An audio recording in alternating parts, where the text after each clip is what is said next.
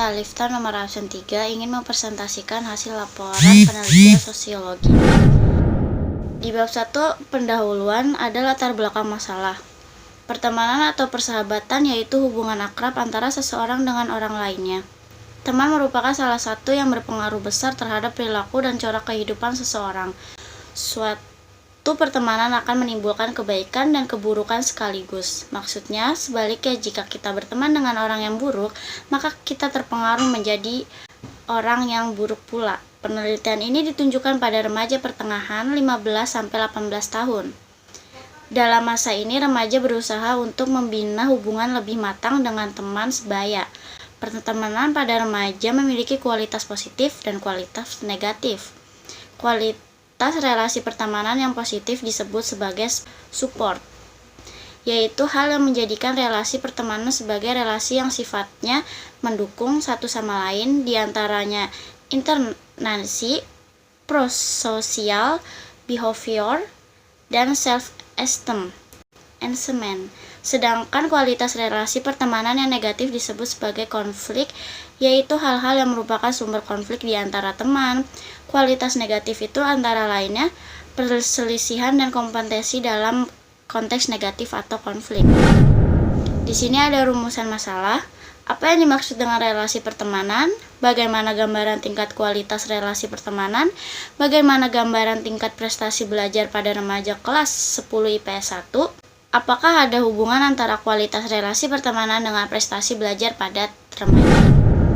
Tujuan penelitian di sini mengetahui gambaran tingkat kualitas relasi pertemanan, mengetahui gambaran tingkat prestasi belajar ada remaja kelas IPS 10 IPS 1, mengetahui apakah terdapat hubungan antara kualitas relasi pertemanan dengan prestasi belajar pada remaja 10 IPS 1. Manfaat penelitian di sini ada di bidang akademik, menjadi dasar penelitian selanjutnya terutama dalam kualitas relasi pertemanan dengan prestasi belajar pada remaja. Dan ada juga di bidang praktis. Hasil penelitian ini diharapkan dapat menjadi masukan acuan dan gambaran yang lebih luas mengenai pentingnya relasi pertemanan di usia remaja bagi guru atau pengajar serta remaja itu sendiri. Assalamualaikum warahmatullahi wabarakatuh. Saya Sarah Mutmainah, absen 35 dari kelas 10 IPS 1 Tinggi Pustaka. Pengertian interaksi teman sebaya. Pengertian interaksi sosial adalah kontak atau hubungan timbal balik atau interstimulasi dan respon antar individu, antar kelompok, atau antar individu dan antar kelompok.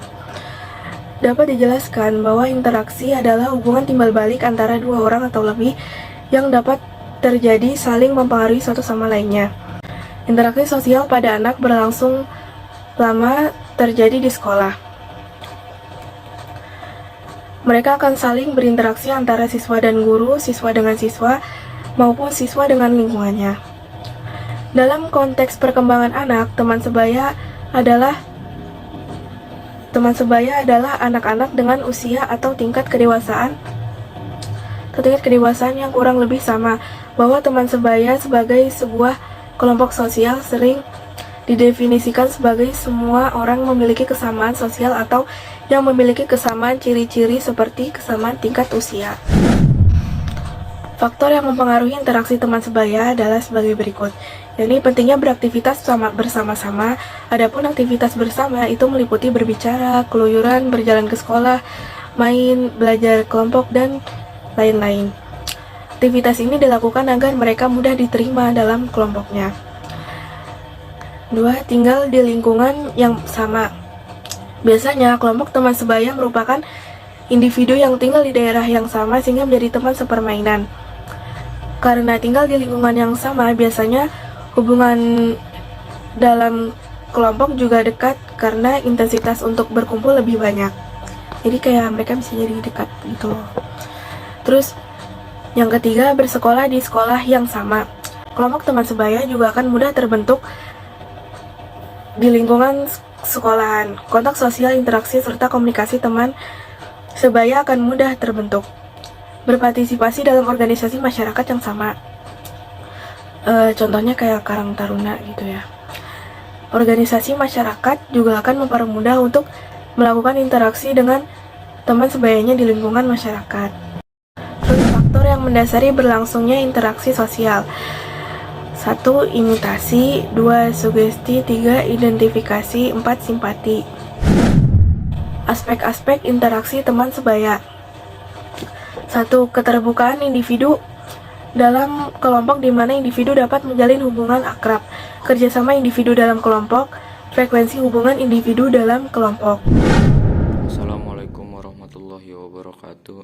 Saya Nadif Musyafa dari kelompok 8 ingin menjelaskan tentang hubungan relasi pertemanan pada siswa 10 IPS 1 SMA 2 Negeri Cilangsi. Pembahasan metodologi penelitian yang kita gunakan dalam penelitian ini adalah menggunakan metodologi kualitatif. Objek penelitian ini terletak kepada siswa 10 IPS 1 SMA Negeri 2 Cilangsi.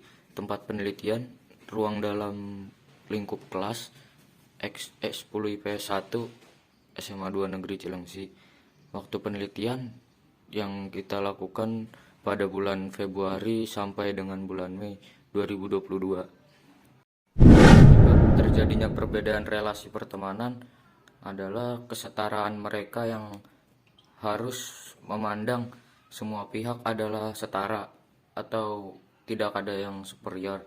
Yang kedua, rasa saling percaya dan mendukung dapat membangun rasa percaya kepada orang lain dan bersifat mendukung pada pihak yang lain yang lebih baik dan bukan malah menjatuhkan.